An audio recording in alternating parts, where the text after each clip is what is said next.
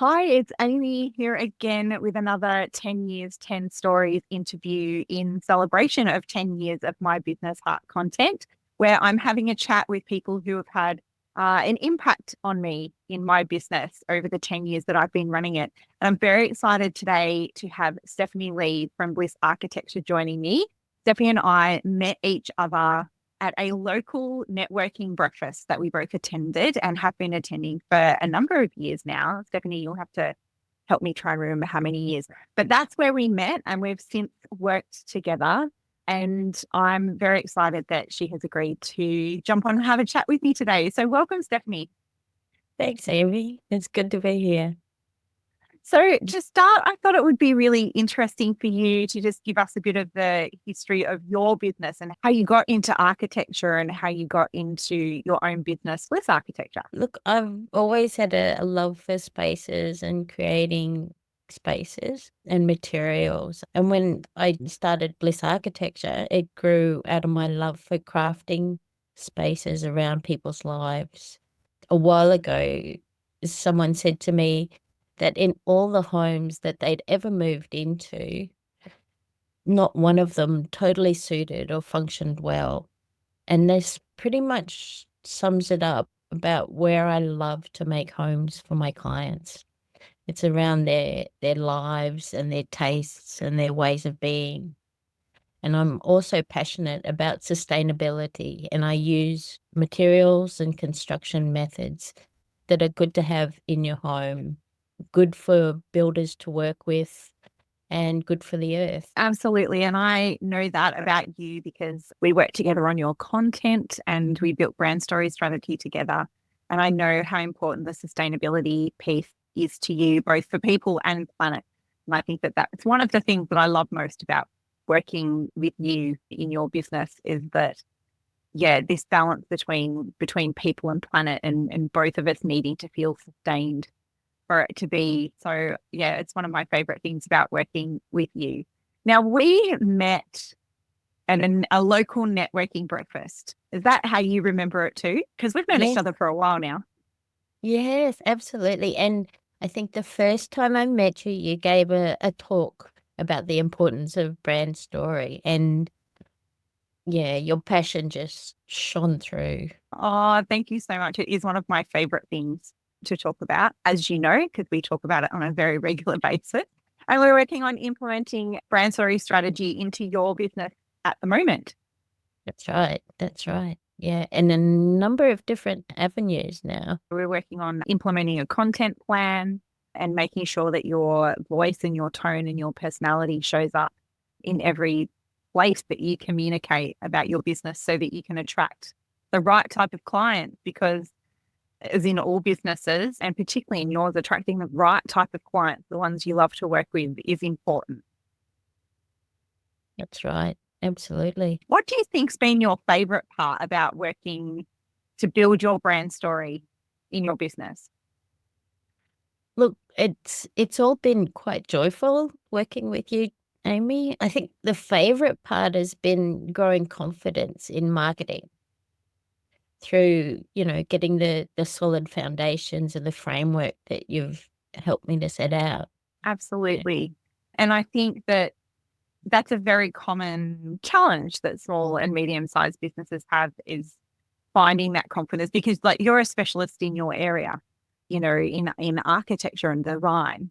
And very quickly in small business, you have to become very good at lots of other things too that perhaps are not in your wheelhouse directly. And so building confidence around marketing is crucial, isn't it? Absolutely. Yeah, yeah. I've seen a number of businesses just splattergun approach, and it's not always very successful. Yeah. No, and I think it makes it more stressful, to having a plan, allows you to know whether something's working or not. So if we have a plan together, you can go in confident that we're on the right path. And I think the other thing is too, is that if you have a plan, you can measure against it. So I know you and I are working on a new tactic at the moment. And one of the things we've got in our calendar is to make sure that we review in 3 months how that's going to see if we're hitting our goals with it and see if it's something that we should continue investing in. So That's right. it helps to have a plan, doesn't it? Yes, definitely, definitely. How do you think that your business has changed since we started working together? So you mentioned like that you're feeling more confident about doing marketing. What other things do you feel have changed for you in your business since you had a brand story strategy to help guide you? I think it's helped crystallize in myself how I present myself. So it's not only in written word, it's also in presentation and showing up to other people. Yeah. Because brand story is not just about the content that we write. Correct. It's in Yeah. every area of our business, which is one of the things that I teach all my clients as we work together. 10 years is a long time. And it's also a very short time.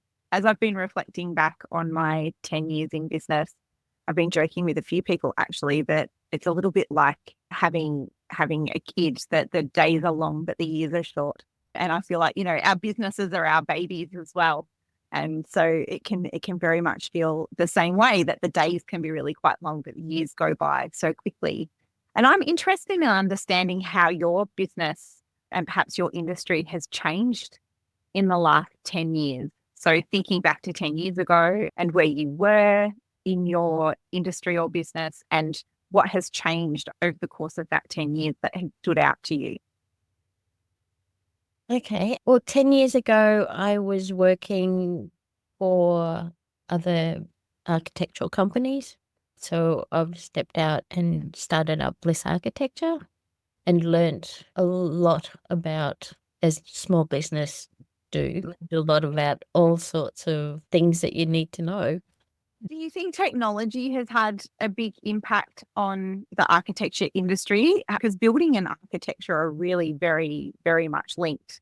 But a lot has changed in the building industry recently, like during COVID and then post-COVID as well. What have you noticed around that and the impact that it's having on architecture in Australia? Yeah, I guess the way we live has changed and there's more options for people. Mhm. They might choose to downsize drastically and live in a tiny home. They might choose to go to a builder that a company that does prefab buildings. There's more options for homeowners or people who are making their homes. And do you think, are they more oriented towards sustainability? They can be. They definitely can be, but not all.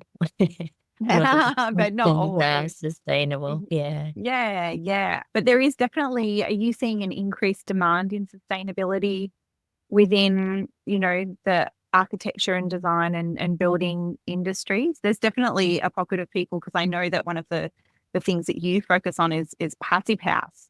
And passive house is something that has been around for a while, but it seems to be growing in popularity in Australia. I would hope it gets more and more popular. Some countries have made it the standard of building. Why is passive house important to you? Because I know it's part of the sustainability puzzle, but perhaps you can tell us a little bit more about what passive house is and why it's an important piece of the sustainability puzzle.